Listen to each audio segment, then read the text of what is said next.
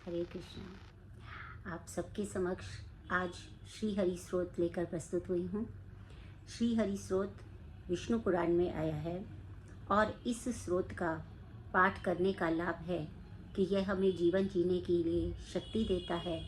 दुखों से मुक्त करवाता है, वैकुंठ धाम का रास्ता दिखाता है और भगवान विष्णु के समीप लाता है, जीवन के तनावों से मुक्ति देने वाला है। श्रीहरि स्रोत। जगज्जालपालं कचत्कण्ठमालं शरच्चन्द्रबालं महादैत्यकालं नमो नीलकायं दुरावारमायं सुपद्मासहायं भजेहं। अर्थात जो समस्त जगत के रक्षक हैं, जिनके गले में चमकता हुआ हार है, जिनका मस्तक शरद ऋतु में चमकते समुद्र चंद्रमा की तरह है, जो महादैत्यों के काल हैं, आकाश के समान जिनका रंग नीला है, जो अजय मायावी शक्तियों के स्वामी हैं, देवी लक्ष्मी जिनकी साथी हैं, उन भगवान विष्णु को मैं बारंबार प्रणाम करता हूँ। सदाम्भोदिवासं गलत्पुष्पहासं जगत्सन्निवासं शतादित्यभासं गदाचक्रशस्त्रं लसत्पीतवस्त्रं हसच्चारुवक्रं भजेहं। जो सदा समुद्र में वास करते हैं, जिनकी मुस्कान खिले हुए पुष्प की भांति है, जिनका वास पूरे जगत में है, जो 100 सूर्यों के समान प्रतीत होते हैं, जो गदा चक्र और शस्त्र अपने हाथों में धारण करते हैं, जो पीले वस्त्रों से सुशोभित हैं, जिनके सुंदर चेहरे पर प्यारी मुस्कान है, उन भगवान विष्णु को मैं बारंबार प्रणाम करता हूँ। रमाकंठहारं श्रुतिव्रातसारं जलान्तः विहारं धराभारहारं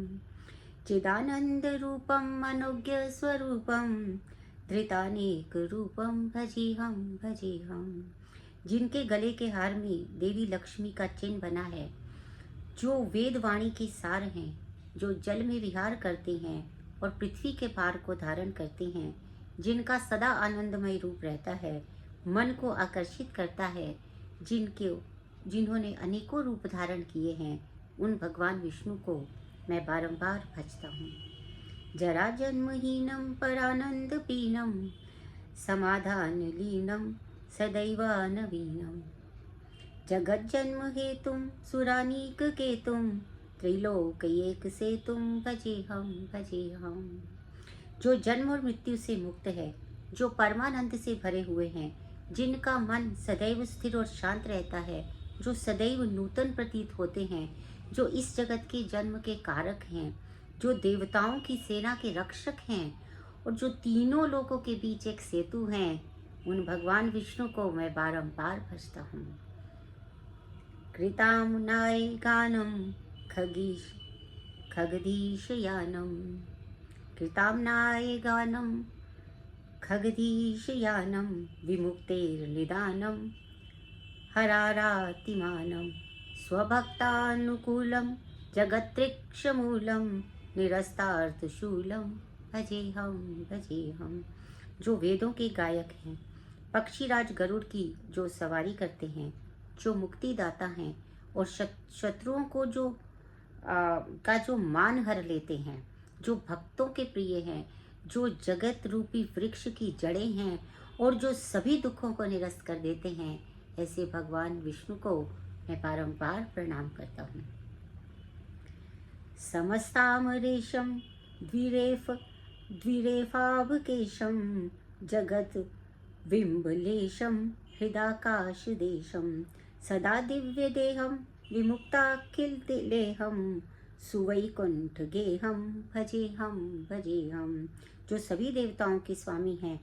काली मधुमक्खी के समान जिनके केशों का रंग है, पृथ्वी जिनके शरीर का भाग है, जिनका शरीर आकाश के समान स्पष्ट है, जिनका शरीर सदैव दिव्य है, जो संसार के बंधनों से मुक्त हैं, वैकुंठ जिनका निवास है, मैं उन भगवान विष्णु को बारंबार भजता हूँ।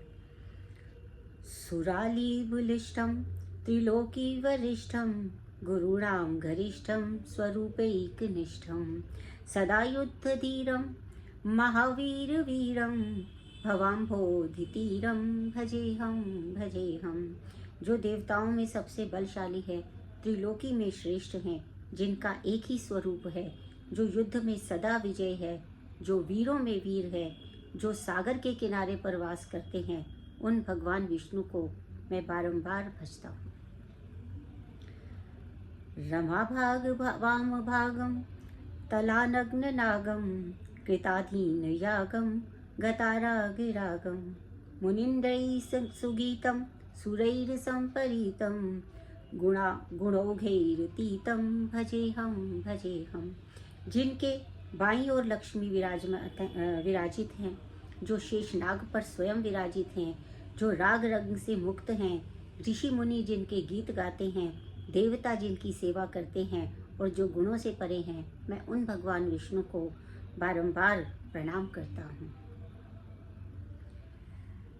इदं यस्तु नित्यं समाधाय चित्तं पठेद अष्टकं कष्टहारं मुरारेः स विष्णोः विशोकं ध्रुवं याति लोकं जराजन्म शोकं पुनरविंदते नो। अर्थात भगवान हरि का यह अष्टक, जो कि मुरारी के कंठ की माला के समान है, जो भी इसे सच्चे मन से पढ़ता है वह वैकुंठ लोक को प्राप्त करता है, वह दुख शोक जन्म मरण बंधन से मुक्त हो जाता है। इस प्रकार से श्री परमहंस स्वामी ब्रह्मानंद विरचित श्री हरि स्रोत समाप्त होता है। हरे कृष्णा। आप सभी भक्तों से मेरा एक और विनम्र निवेदन है कि हम सब जानते हैं कि भगवान राम का जो प्राण प्रतिष्ठा थी वो पिछले वर्ष हुई थी और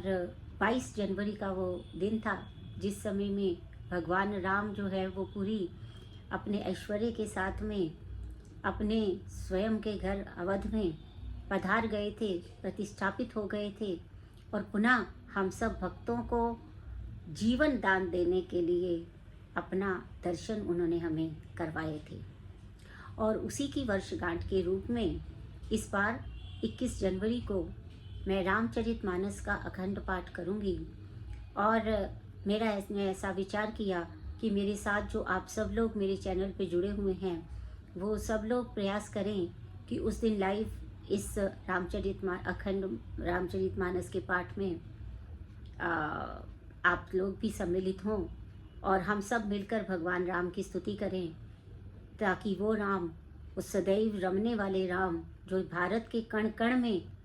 बसे हुए हैं, वो राम हम सब पर अपना आशीर्वाद बनाए रखें और इससे विश्व का कल्याण हो, भारत राष्ट्र का कल्याण हो और सदैव सबका भला हो। क्योंकि हमारी संस्कृति सर्वे भवन्तु सुखिनः, सर्वे सन्तु निरामयाः,